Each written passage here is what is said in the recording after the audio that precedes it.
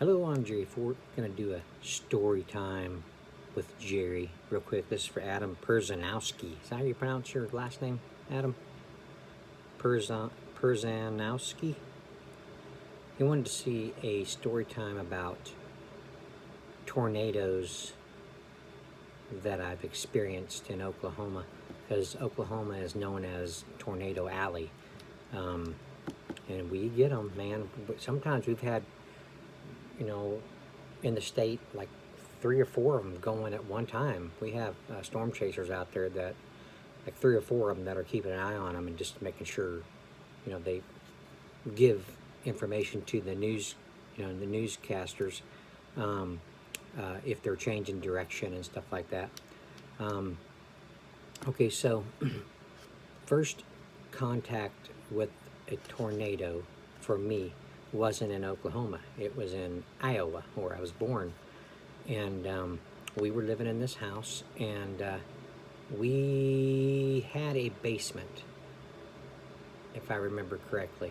I was really little, but I remember being scared because my mom, I don't remember if my dad was there, if he was out, if he's out of town on work or something.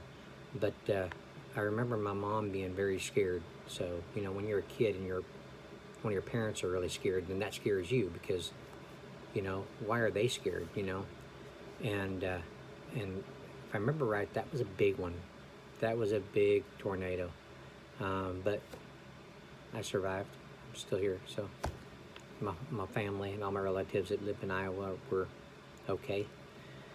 But that was, that was back in the late 60s, I think. But, and then the next one was in Oklahoma. Let's see, we've had, I don't know, probably the next one was when I was with my wife and one of my friends and his girlfriend. I don't know if he was married to her then or not, but we were at their apartment complex, and they made us dinner, and we went over there for dinner. So storms came in. Their apartment, the back of it, off the back of the apartment complex was a field, a big field, and you could see the tornado. I mean, it was like maybe 2 or 3 miles, but it was big enough you could see it, and it was hailing. And my friend, his name's Mike, he went inside and got a baseball bat and come out, and he was hitting the pieces of hail that was about like that, about that big, and that was probably about a 50-cent piece, something like that. But he was hitting the pieces of hail and just being silly, and the tornado didn't come our direction, but we still, I think, we got prepared for something to happen. But that was pretty close. Could have came our way. The other one was, let's see, when we lived in our other house, we had one that was, it was just blocks. It hit a church about, well, it hit a house down the street. It hit a house down the street about 3 blocks away. And then I think this was the same tornado. It took out a church that was about maybe 10 to 12 blocks away. Not even 6-7 minute drive away from us. And it tore it up pretty good.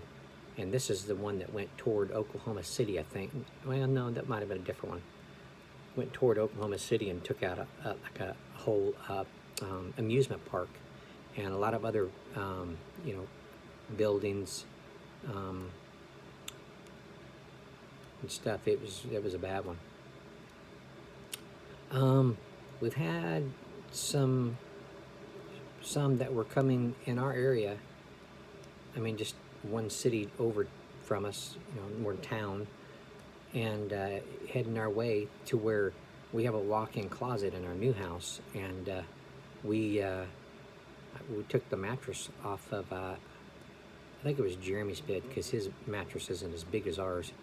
Took it off his bed and took it into the walk-in closet with us, and put it over us, and we got up underneath some stuff, and covered ourselves with stuff, pillows and blankets, and had a radio in there and flashlight, just prepared, you know. You never know. You never know. If it hits your house, and your house, you know, roof falls in down on top of you, but you're still okay, but you can't get out, it's good to have stuff with you. I mean, we even had a bottle of water in there just in case we're trapped. You just never know. Had our phones in there, had the radio, had the, you know, we grabbed the cats, got them in there with us, and that's always a challenge, because they feel your panic, they feel your worrying, you know, and when they feel you're worrying, then they get, you know, they freak out too. So it's hard to keep them still and not running out into whatever. But yeah, but that's really about it. We've had two. I've had two while I've been living in these two houses that we've been living in. The first house we lived in was like 31, 32 years. And the house we're in now, we've been living in 3 years, I think. But in both houses, we've grabbed, you know, stuff. Our first house, the closet was just, I mean, it was just a hole in the wall. We had to take all the clothes out of that closet to get in there, to get us all in there. But it was in the center of the house, so it was the safest part of the house. And it's really where we needed to be. I mean, it's either there or take a chance somewhere else in the house. And these houses were built in the 40s, and they're old. And just, you know, old houses like that, they're hard to, you know, maintain, keep up with them. You don't know what's going on. Termites eating up your wood under your shingles. You don't know. So, you know, the structure integrity is a gamble. You don't know what it's going to be able to handle.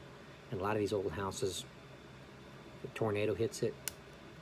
It wouldn't have to be a very big tornado to take out your old house. But that's about it.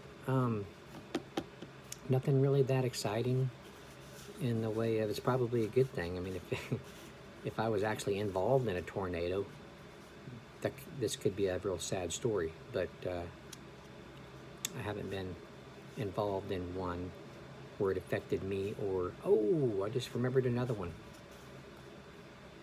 or any of my family members. But yeah, I remember my brother Wayne. A lot of you know him, know of him.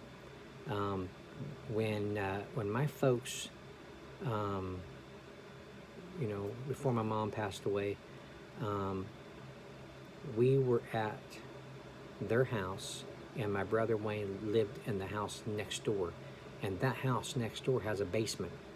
And there was a tornado coming. We were over there, I think we were over there for just hanging out, visiting, or we went there because, I think we went there because they had a big cellar. And so we went there because we knew the tornado was going to be, you know, was heading toward our area.